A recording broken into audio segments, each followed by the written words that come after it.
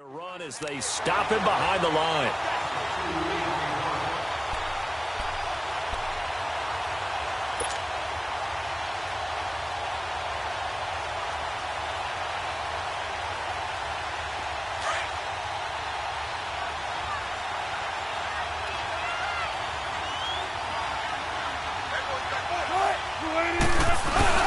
Now Wilson back into his end zone. And a flag comes in as that one falls incomplete. Now let's see who this is on. In the pocket, chucked it away, flag comes down. So you got to move a little bit, right? Know where you are on the field, have some awareness. Tackle to tackle. You got to get outside of that tackle box in order to get that done.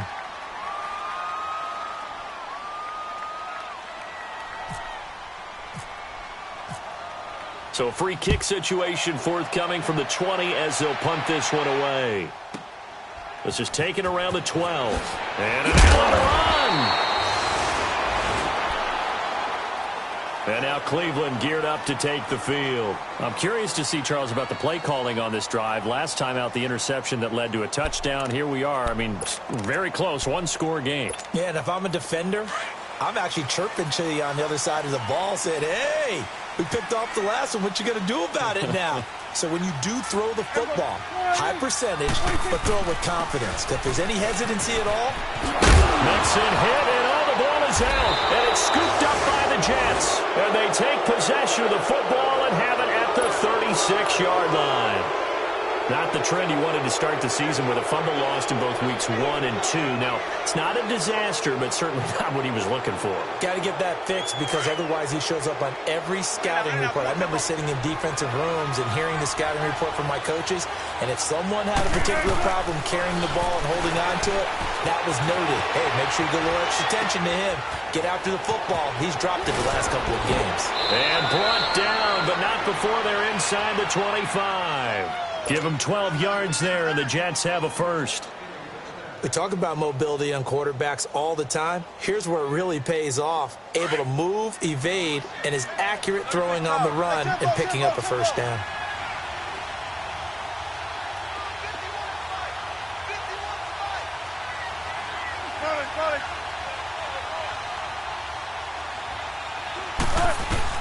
They'll throw on first down with Wilson.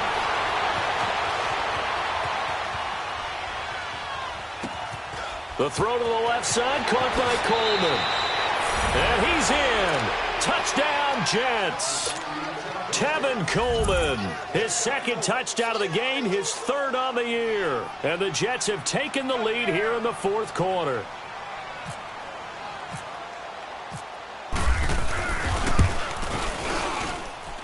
Bailey got the extra point, and the decision to just kick the extra point winds up successful.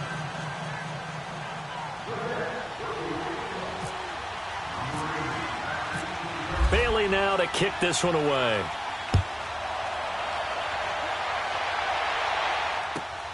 That'll be taken in the end zone.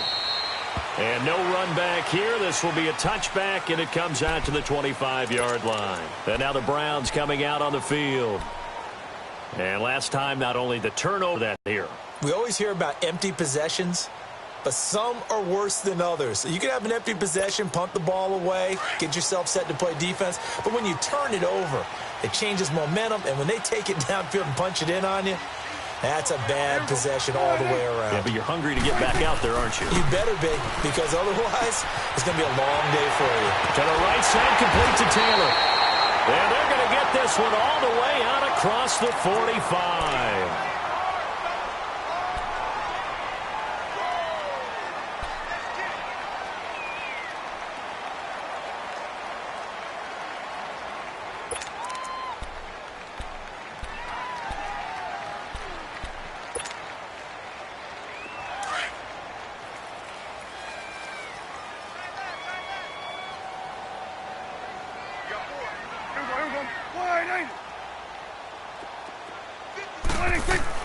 Prescott looks to throw on first. Throw left side, caught by the tight end Njoku. And a loose football, but this will fortunately wind up out of bounds. Now I have to admit, partner, that I've often thought that I don't like this rule. where the offensive player fumbles the ball, it goes out of bounds, and they get to keep it. That's just because you're a defensive guy. That's why you don't like it. Yeah, you're right. It is a slanted view, isn't it? But this is where, for the offensive team, the sideline is their friend. Usually it's not their friend. Yeah, exactly right. I actually played for a guy in college. You know what he used to name the sideline? Sammy. Sammy sideline, and use him well. He drops it off for Bernard. And this time he's able to take it down to the 42. Only 3 there on the pickup, but that's enough to move the chains. I know most of the time when the ball's in the air, you're thinking wide receiver, tight end, but running backs, they can be a big part of any passing offense nowadays. They don't need to run another play here before the 2-minute warning. Let's see if they do it anyway. First down, Prescott. James has got it, complete. And he's going to get it down to the 33-yard line here.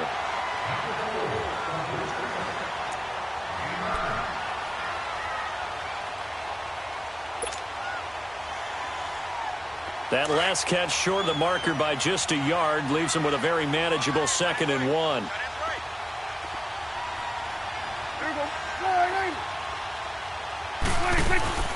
He's back to throw. And, a crusher there as it's intercepted. Picked off by Chris Conte. And he returns it up just shy of the 20 to the 19-yard line. And that one... oh, it's going to hurt big time. You're in the 2-minute drill trying to get your guys down the field, and it's looking like they're going to come up just short, as this is definitely not his best throw, and it'll wind up being intercepted. They'll start out on the ground with Coleman, and it's been like this all night long. Nowhere to run as they stop him behind the line. And now a timeout called defensively by the Browns, as they'll talk things over prior to this upcoming 2nd down play.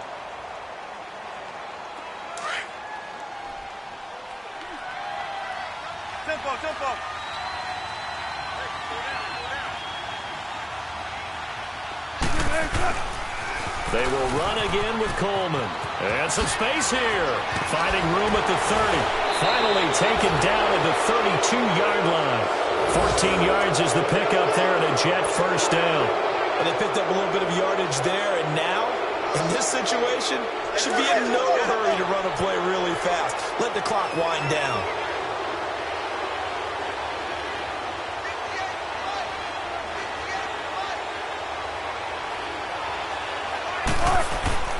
Right back to him on first down. And down he goes just beyond the 35. And that pretty move got him some extra space to run. 5 yards on the carry. Good pickup on first down.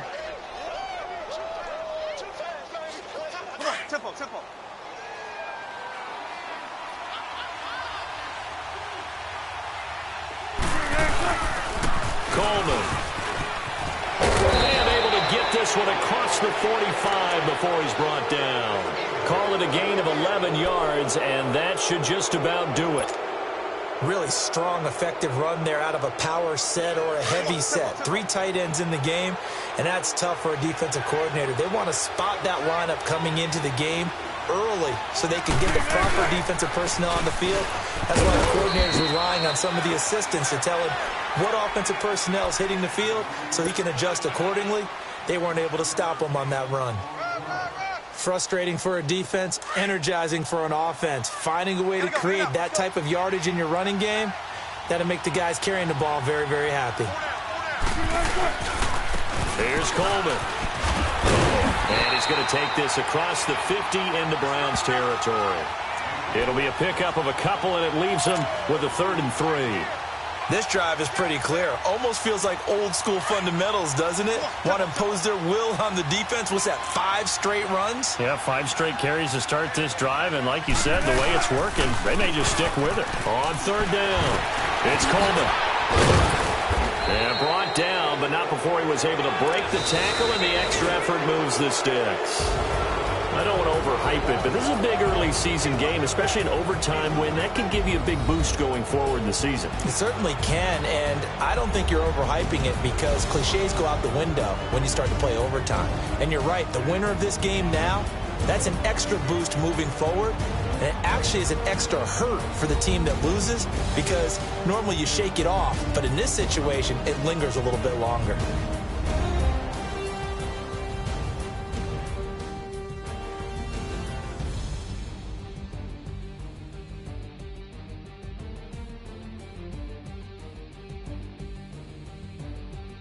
So that'll do it for us. For my partner, Charles Davis, and all the hard-working men and women on our crew, I'm Brandon Gaudin. You've been watching the NFL right here on EA Sports.